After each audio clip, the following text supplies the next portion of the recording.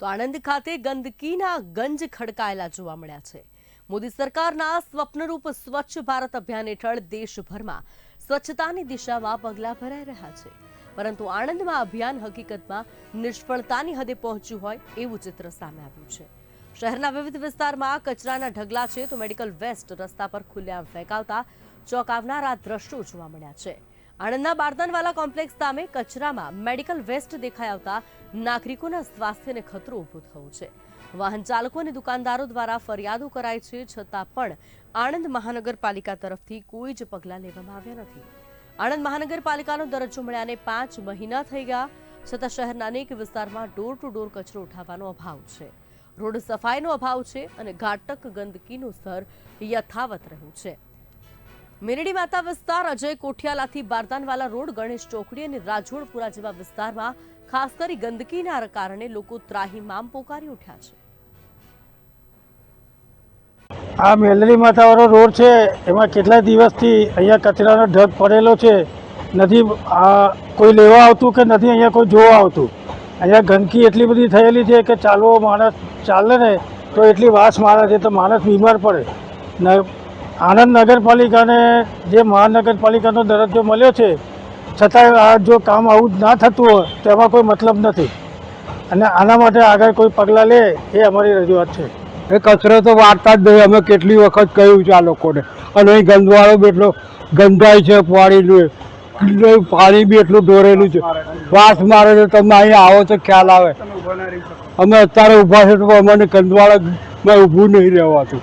વારવામાં તો હું તો આ જગ્યાએ 4 વર્ષથી આવ્યો છું રહેવા, પણ અમે તો કોઈ મેં વારેલું તો જોયું જ નહીં। હા, પર્સનલ જાતે 50,000 રૂપિયા આલીએ ત્યારે વારી જાય, અને આખી જેસીબી વાળો આવે સવાર હોય કે 2-3 દાડા આવે કે સવારે એક વખત આવે ભરી જાય। આણંદ મહાનગરપાલિકા વિસ્તારમાં જે વિસ્તારો વધ્યા છે ત્યાં કોઈ સફાઈ કામદારો મૂકવામાં આવેલા નથી। જ્યારથી કોર્પોરેશન બન્યું છે ત્યારથી અમે નવીન ભરતી માટેની કાર્યવાહી કરવાના છીએ।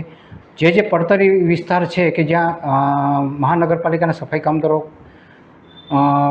અત્યારે મૂકેલા નથી, ત્યાં અમે ટીમ દ્વારા સફાઈ કરવામાં આવે છે। અઠવાડિયામાં 2 થી 3 દિવસ અમે એ પડતર વિસ્તારો લેવામાં આવેલ છે, અને અમે ડોર ટુ ડોરની કામગીરી 100% કરેલ વિસ્તારમાં કવરેજ કરેલ છે, અને એ લગભગ દરરોજ અમે ડોર ટુ ડોરના વાહનો દરેક ઘરે જાય છે એ રીતની વ્યવસ્થા ગોઠવેલી છે।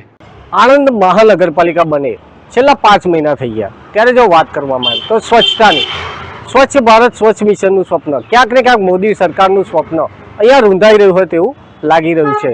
ત્યારે જો વાત કરવામાં આવે તો અનેક વિસ્તારોમાં સફાઈના નામે મીંડું છે। જો જોઈએ તો લોટિયા ભાગોળ વિસ્તાર હોય કે પછી મેરડી માતા વિસ્તાર હોય કે અજય કોઠિયાલાથી બારદાનવાલા કોમ્પ્લેક્સ વિસ્તાર હોય। પ્રથમ તો આપણે દ્રશ્યોમાં અમે બતાવવાનો પ્રયત્ન કરીશું।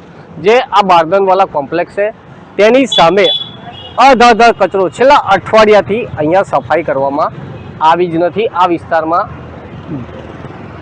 છેલ્લા 2 અઠવાડિયાથી સફાઈ કરવામાં આવી નથી। આવા અનેક વિસ્તારો છે જ્યાં સફાઈ કરવામાં આવતી નથી, પરંતુ જો વાત કરવામાં આવે તો અહીંયા બારદાનવાલા કોમ્પ્લેક્સની સામે જ્યાં કચરો નાખવામાં આવ્યો છે ત્યાં અધધ મેડિકલ વેસ્ટ પણ અહીંયા નાખવામાં આવી રહ્યો છે। સરકાર એક તરફ વાતો કરી રહી છે સફાઈની, અને બીજી તરફ આ રીતે મેડિકલ વેસ્ટ નાખવું તે કેટલું યોગ્ય? આપ જોઈ રહ્યા છો બુલેટિન ઇન્ડિયાના માધ્યમથી આપને બતાવવાનો પ્રયત્ન કરી રહ્યા છે। જે બારદાનવાલા કોમ્પ્લેક્સ છે તેની સામે અધધ મેડિકલ વેસ્ટ ખુલ્લામાં નાખવામાં આવી રહ્યો છે, જાહેર રોડ ઉપર નાખવામાં આવી રહ્યો છે। ત્યારે જો આવા અનેક વિસ્તારો છે જ્યાં સફાઈ કરવામાં આવી નથી રહી, અને જો વાત કરવામાં આવે તો ડોર ટુ ડોર કચરો પણ અનેક જગ્યાઓ પર ઉઘરાવવામાં આવતો નથી। તો સરકારને કરોડોની ગ્રાન્ટ મળે છે, તો આ ગ્રાન્ટ જાય છે ક્યાં તેવા પણ પ્રશ્નો નગરજનો પૂછી રહ્યા છે। Nikhil Bhatt, bulletin India, Anand.